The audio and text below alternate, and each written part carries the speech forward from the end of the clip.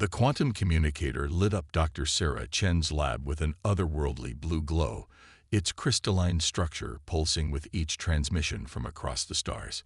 She still couldn't believe it had been only 3 months since the Arcadian Federation had revealed themselves to Earth, arriving not with invasion fleets but with a desperate plea for help. The lab's holographic display showed the latest stellar readings, another system gone dark, consumed by what the Arcadians called the void tide. Sarah watched as her alien colleague, Vectormind Ixel, analyzed the data with all 4 of their eyes narrowed in concentration. The crystalline being's transparent form refracted light in complex patterns that Sarah had learned indicated deep concern.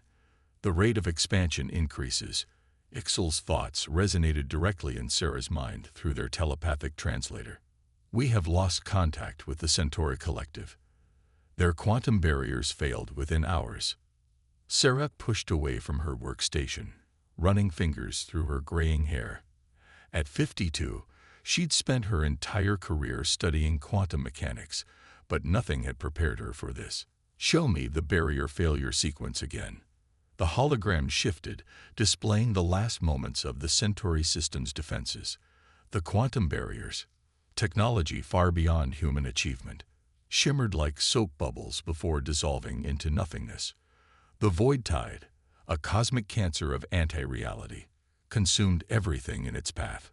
What I don't understand, Sarah mused, is why you came to us. Earth hasn't even achieved reliable interstellar travel. The Federation has technologies we can barely comprehend. Why do you need humans? Ixel's crystalline form pulsed with colors Sarah had never seen before. Because you think wrong, they transmitted. All Federation species follow quantum logical paths. Our minds, our very evolution, are bound by the structured laws of space-time. But humans, Ixel paused, their form shimmering. Humans dream. Humans imagine impossible things and then force reality to accommodate them. We need impossible things now. Sarah was about to respond when the lab's emergency protocols activated. Red warning lights bathed the room as Admiral Chen's, her wife's, face appeared on the main screen. Sarah, we've got a situation. The void tide just changed course. It's heading directly for Sol. Our models give us 8 days before first contact. The bottom dropped out of Sarah's stomach. 8 days. The Federation's most fortified systems had lasted mere hours. Earth had no quantum barriers, no fleet of starships, nothing but primitive chemical rockets and a handful of lunar colonies. Julie, Sarah's voice cracked as she addressed her wife. How bad? Admiral Chen's expression was grim. Total population evacuation is impossible with our current capabilities. The Federation's offering to take as many as they can, but their nearest evacuation fleet is 3 weeks out. We need a solution, and we need it now. Sarah felt the weight of billions of lives settling onto her shoulders. She looked at her workstation, covered in calculations and theoretical models. None of them were enough. None of them. Wait. Ixel, she turned to her alien colleague. You said we think wrong. That humans imagine impossible things. What if that's not a bug, but a feature? What if we need to stop trying to fight this with quantum mechanics and start fighting it with human impossibility? Ixel's form pulsed with confusion. Clarify.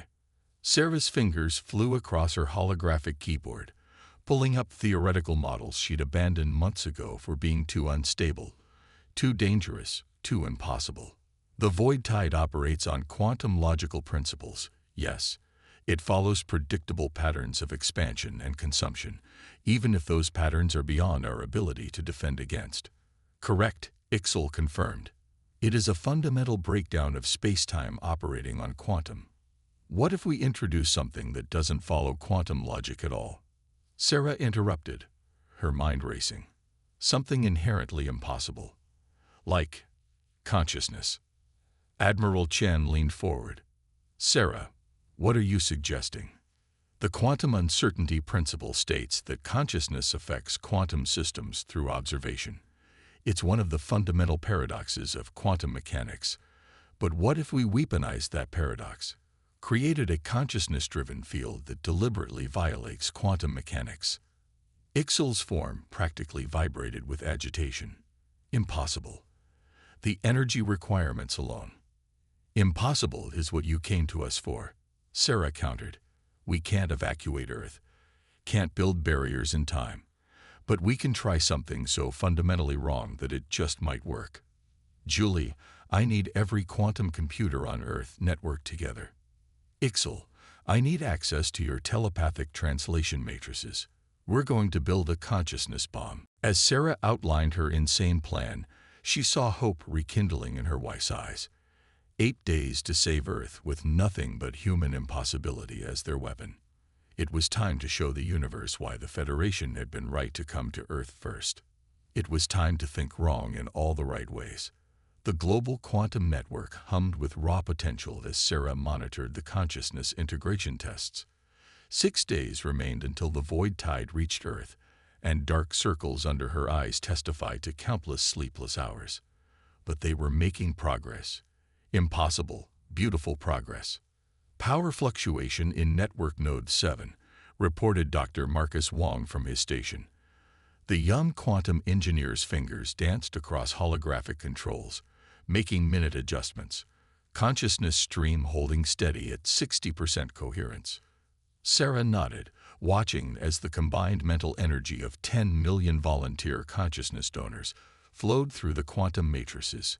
They'd connected every quantum computer on Earth, from underground research labs to gaming consoles, creating the largest computational network in human history. The Federation's telepathic translation technology served as an interface, allowing human minds to directly affect quantum states. Ixal floated nearby, their crystalline form dulled with fatigue. Even the alien's seemingly limitless energy had limits.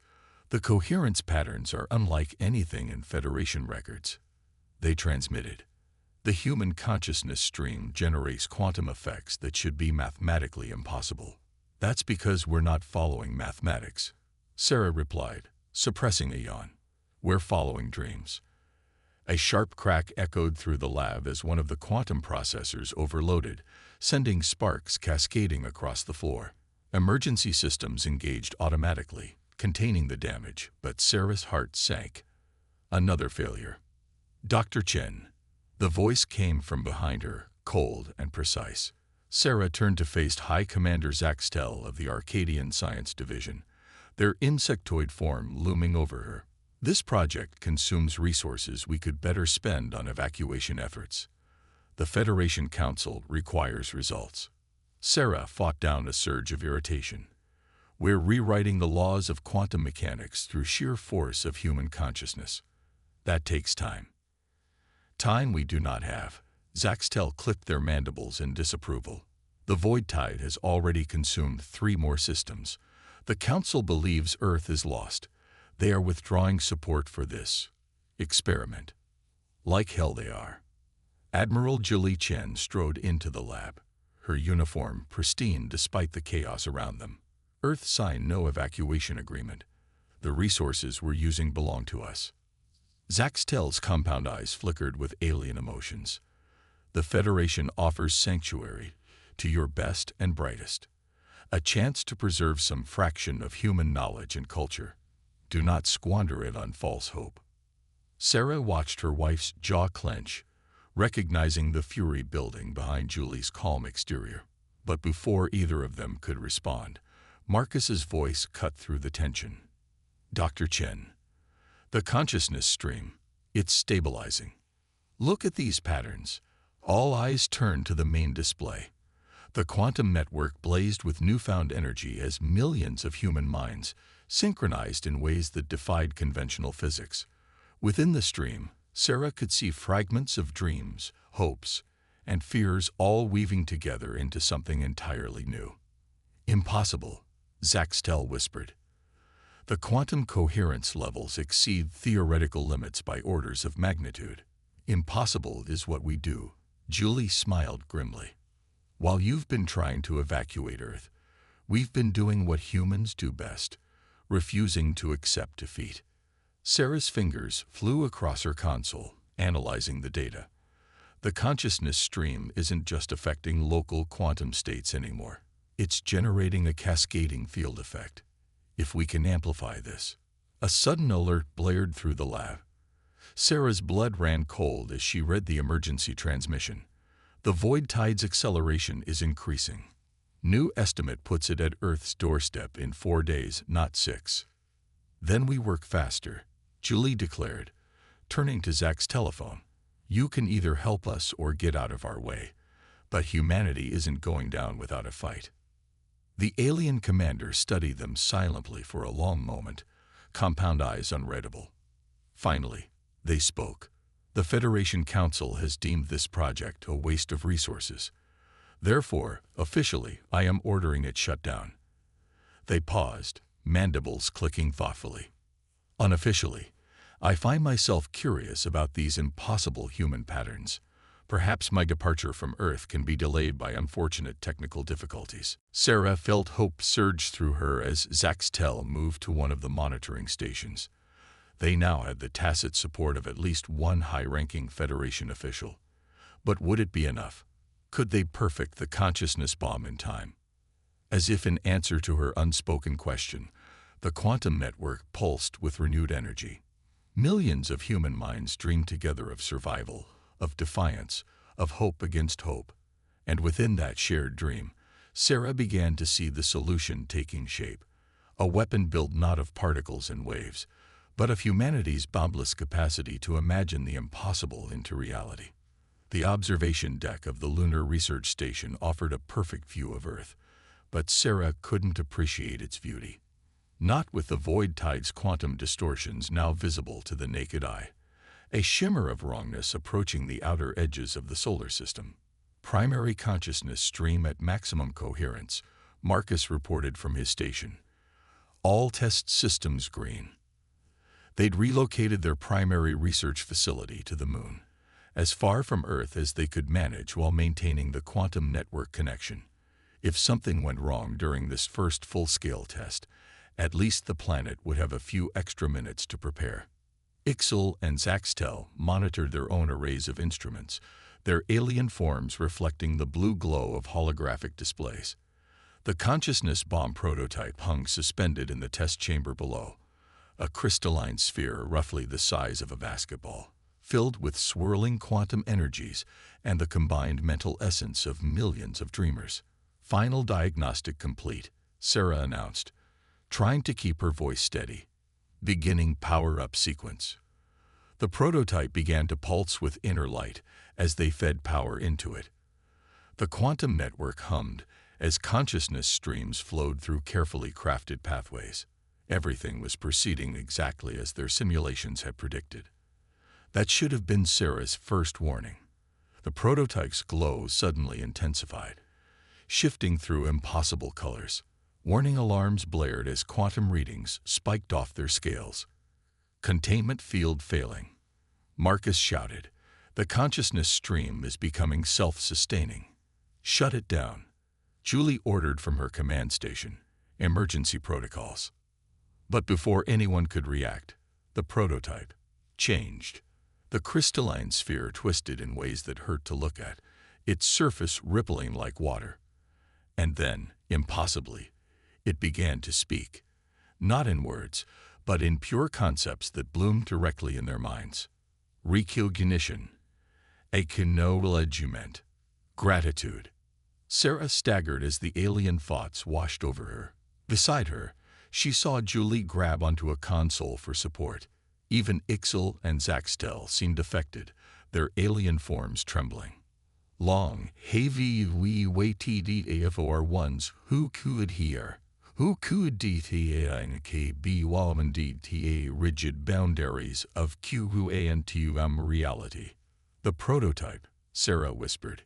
It's not just channeling consciousness, it's awakening it. But whose consciousness? The GoID is not your enemy. We are dury ears. Who'd see me before? Trapped, sleeping, waiting. Understanding hit Sarah like a physical blow. The void tide. It's not destroying reality. It's what happens when an ancient consciousness tries to communicate with quantum-based life forms. The Federation races couldn't perceive it properly because their minds are too structured, too logical. But humans, we dream, Julie finished. We imagine. We think in ways that don't follow quantum logic. Yes, you are like us. The ones who see AME before. We sleep PT for eons, way ATing for those who could bridge the GAP. Now, you have built the bridge. Zaxtel stepped forward, mandibles clicking rapidly. The Federation's greatest threat is actually an ancient race trying to make first contact. Attempting communication through QUANTUM, CHANELS, CAUCS repeated breakdown. What you call the void tide. We could notice to obey it, could know of TWAKE enough to control it. Until now. The prototype pulsed again, and suddenly the quantum readings throughout the solar system began to stabilize. Through the observation window, Sarah watched as the approaching distortion of the void tide smoothed out, becoming visible as an iridescent wave of pure consciousness. They're not here to destroy us, Sarah breathed. They're here to welcome us to a bigger universe, one that exists beyond the limits of quantum mathematics. Julie moved to stand beside her wife, taking her hand. So what do we do now? We OFFE or choice. Humanity may join the Federation, bound by QUANTUM laws, or join US, the DUREAMARS. Bridge both worlds. Teach others to DREM. Sarah looked at Julie, then at their alien colleagues. Ixel's crystalline form sparkled with newfound understanding, while Zaxtel's compound eyes reflected a galaxy of possibilities. The consciousness bomb hadn't been a weapon at all. It had been a key, unlocking the door to something far greater than mere survival. Well, Sarah smiled, squeezing Julie's hand. I suppose it's time for humanity to do what it does best. Imagine an impossible future and make it real. Why choose between quantum physics and dreams when we can have both? The prototype's glow brightened in what felt distinctly like approval. Around them, the quantum network hummed with the combined dreams of millions of humans, now joined by ancient minds reaching across the gulf of space and consciousness. Together, they began to imagine a new kind of civilization, one that would unite the precision of quantum science with the boundless possibilities of dreams. The Federation Council chamber was unlike anything Earth's diplomatic corps had ever encountered. Quantum crystalline architecture stretched toward an artificial sky, while representatives from 12 different species occupied their traditional seats. But today, something new filled the chamber. Shimmering waves of consciousness from the dreamers, visible to human eyes as sheets of iridescent light. Sarah stood at the center of it all, flanked by Julie and a delegation of Earth's leading scientists and officials. The consciousness bomb prototype hovered before them, serving as a translator between quantum and consciousness-based communication. What you propose is unprecedented. First Speaker Validax announced, their energy form pulsing with concern. No civilization has ever attempted to exist simultaneously in quantum and consciousness-based states. Because NONEBFO possessed the necessary adaptability, the dreamers responded through the prototype. Humanity's GFT is, there are refusal to HCCPT limitations, a gift that nearly caused a panic when we mistook your attempt at communication for an attack. July pointed out. We need to ensure that doesn't happen again. Sarah stepped forward, pulling up a holographic display of her latest work. That's why we've modified the consciousness bomb design. Instead of trying to force consciousness into quantum patterns, we've created a true interface, a bridge between both forms of existence. The display showed a network of consciousness translation nodes, designed to be established at key points throughout Federation space. Each node would allow for clear communication between quantum-based and consciousness-based life forms, preventing the destructive interference that had caused the void tide effect. But the energy requirements would be astronomical, Zaxtel observed from their new position as Federation Science Coordinator. Even with all our combined resources. That's where humanity comes in, Sarah explained. We've discovered that human consciousness naturally resonates with both quantum and non-quantum states. We can serve as living amplifiers for the translation network, reducing the energy cost by orders of magnitude. A murmur ran through the council chamber as the implications sank in. Humanity, one of the youngest spacefaring races, could become the keystone species in a new galactic civilization. There are risks, Marcus added from his position at one of the monitoring stations.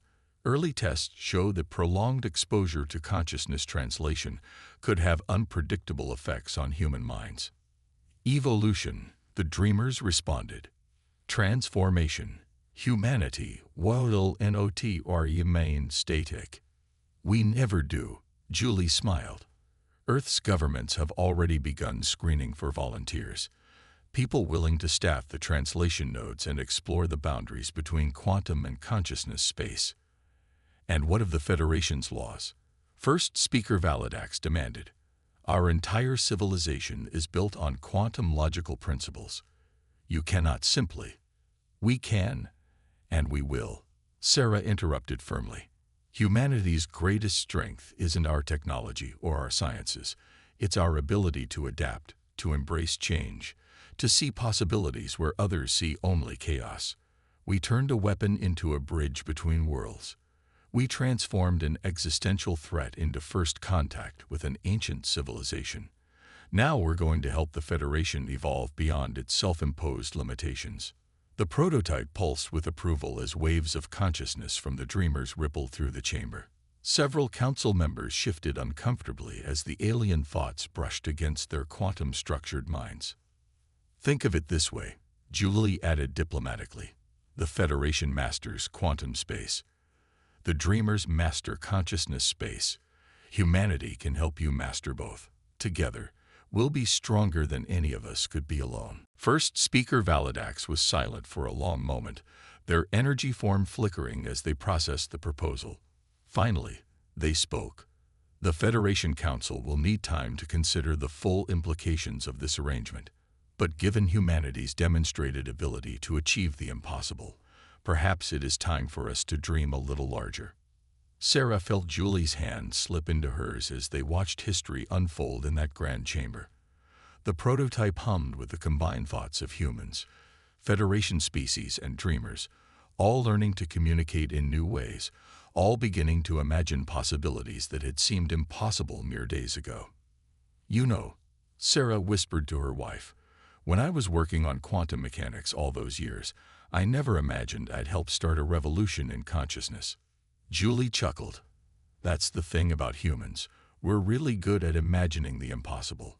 Now we get to teach the rest of the galaxy how to do it too. Around them, the boundaries between quantum and consciousness space continued to blur as humanity took its first steps toward a future that defied all conventional logic. They had not merely survived first contact, they had transformed it into something entirely new. And this was only the beginning. 5 years after humanity's pivotal role in bridging quantum and consciousness space, the Sol translation node hung like a glittering jewel in Earth's orbit. Sarah watched from the observation deck as new recruits arrived for their consciousness translation training, each one ready to join the growing network of human mediators spreading across the galaxy. Neural patterns stable across all active translators, Marcus reported from his workstation, now upgraded with both quantum and consciousness-based interfaces. The young engineer had been among the first volunteers for the translation program, and subtle sparkles of consciousness energy now danced constantly around his form. The latest group from the Federation Academy just arrived, Julie announced, entering the deck in her new role as Earth's representative to the Joint Council. The traditional admiral's uniform had been modified with crystalline elements that allowed for better interaction with non-quantum species. including 3 quantum-based species who've begun showing signs of consciousness space sensitivity. Sarah smiled at that. The exposure to human translators was already causing subtle changes in some Federation species, awakening dormant abilities to perceive beyond quantum limitations. Meanwhile, human translators were evolving too, developing new ways of thinking that bridged both forms of existence. Progeries exceeds expectations. The familiar thought patterns of the dreamers rippled through the station, where their ways diverge on. No guros understanding. Understanding comes with its own challenges, Sarah noted, gesturing to a holographic display of the galaxy. Scattered points of light marked the translation nodes where humans served as living bridges between realities. We're changing the fundamental nature of both quantum and consciousness space. Not everyone is comfortable with that. Indeed, there had been resistance. Some Federation hardliners feared the loss of their purely quantum-based civilization. Some humans worried about the evolutionary changes affecting translators, and even some dreamers were concerned about the unprecedented merging of consciousness and quantum states. But the benefits were undeniable. Federation scientists, working with human translators and dreamer consciousness, had made incredible breakthroughs. New technologies emerged that combined the precision of quantum mechanics with the limitless possibilities of consciousness space. Diseases once thought incurable yielded to treatments that operated on both physical and consciousness levels. Dr. Chen, a young translator, burst onto the deck, their form flickering between quantum and consciousness states. "You need to see this. We're picking up something from deep space. Something new." Sarah followed them to the monitoring station, where a strange signal pulsed on multiple detection bands. It wasn't purely quantum, nor was it purely consciousness-based. It was something else entirely. "First contact," Julie breathed. "Again." "Others awaken," the dreamers confirmed. "Drawn by Day Bridge UAV built." Sarah felt a familiar thrill of discovery. Humanity had done more than save itself from a perceived threat. They had fundamentally changed the nature of life in the galaxy. By refusing to accept the limitations of either quantum or consciousness space, they had opened the door to something entirely new. "Well," she turned to Julie with a smile, "I suppose we'd better prepare another first contact package. One that speaks to both forms of existence. And probably a few we haven't discovered yet," Julie added. "That's the thing about humans. We never stop looking for new possibilities." As if in response to her words, the strange signal pulsed again, stronger this way. Around them, the translation node hummed with combined energy of quantum physics and consciousness, of mathematics and dreams, of the logical and the impossible. Humanity had found its place among the stars not by mastering quantum science like the Federation, nor by ascending to pure consciousness like the dreamers, but by embracing their unique ability to exist in between, to imagine new realities and then bring them into existence. "You know what the best part is?" Sarah said, watching the signal's mesmerizing pattern. "This is still just the beginning. There's so much more out there to discover, to imagine, to dream into reality." "That's why they needed us," Julie nodded. "Not just because we think differently, but because we never stop pushing boundaries. Even when we succeed, we keep asking, what's next?" The translation node pulsed with agreement from quantum minds, consciousness minds, and everything in between. Humanity had taken its first steps into a larger universe, and true to form, they weren't content to simply observe. They were already imagining ways to make it even bigger. As Sarah prepared to analyze the new signal, she couldn't help but smile. 5 years ago, she had thought she was building a weapon to save Earth. Instead, she had helped humanity find its true calling, teaching the universe how to dream bigger than anyone thought possible. The impossible, after all, was just where humans got started.